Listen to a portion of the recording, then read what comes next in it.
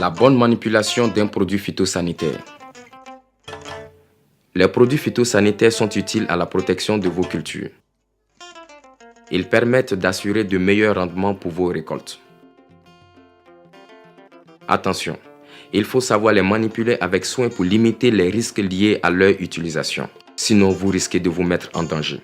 Première étape, l'achat du produit. D'abord, les produits doivent être achetés chez un vendeur agréé qui saura vous dire quel produit choisir, comment l'utiliser, à quelle dose et comment réaliser un bon traitement. La lecture de l'étiquette permet de connaître le type de produit. Insecticide avec les étiquettes roses, herbicide avec les étiquettes vertes et fongicide avec la couleur jaune. Les autres produits ont une étiquette bleue, nématicide, régulateur de croissance par exemple. L'étiquette permet également de connaître la cible à traiter et l'ensemble des informations et recommandations à suivre pour une bonne utilisation. Pour un champ de tomates, on n'utilise pas d'insecticide coton. Avant d'acheter votre produit, assurez-vous que ce soit un produit homologué sur la culture que vous souhaitez traiter. Deuxième étape, le transport. Lors du transport, le produit phytosanitaire ne doit pas être en contact direct avec les hommes et les animaux. Pour transporter les produits, il faut prendre les précautions nécessaires pour préserver le bon état des emballages, car en cas de fuite, cela peut être très dangereux.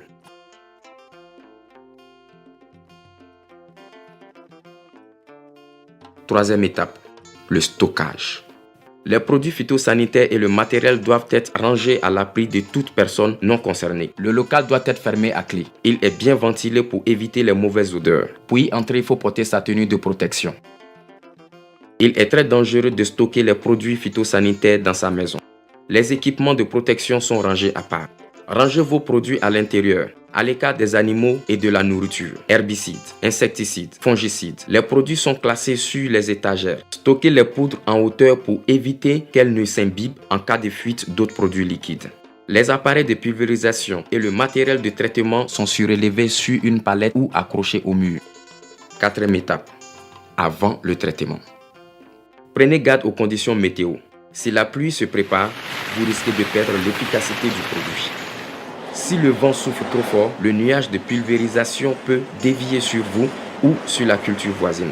Il faut traiter aux heures les plus fraîches, tôt le matin ou en fin de journée. Ainsi, le traitement sera plus efficace et il sera plus facile de supporter la tenue de protection qui couvre le corps en entier. Attention, le produit peut vous contaminer principalement par le nez, la bouche et par la peau.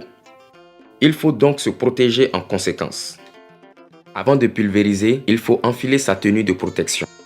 Manches longues pour couvrir les bras, pantalon pour couvrir les jambes, des bottes, le pantalon au-dessus des bottes, un masque à cartouche pour ne pas respirer le produit, des lunettes de protection pour les yeux, un chapeau pour se protéger la tête et des gants en caoutchouc pour éviter le contact avec les mains. Le corps est couvert en entier.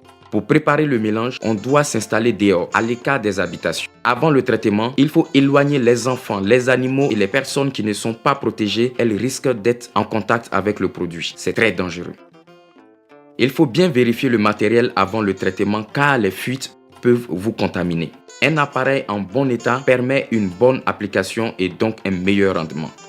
Pour la préparation de la bouillie, on commence par remplir le pulvérisateur d'eau à moitié. On teste le pulvérisateur. Ensuite, on dose le produit à l'aide de la dosette, en respectant la dose recommandée en fonction de la surface à traiter.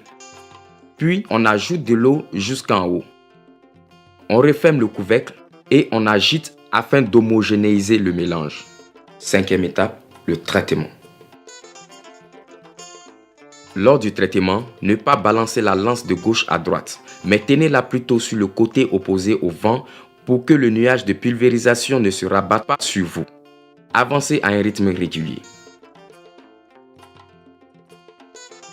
Tant que vous êtes encore en tenue de traitement, il est interdit de manger, boire ou fumer. Vos mains sales ou vos gants risquent de contaminer ce que vous mettez dans votre bouche. Si la buse se bouge, il ne faut surtout pas souffler à l'intérieur. Aidez-vous plutôt d'une brindille pour retirer les impuretés.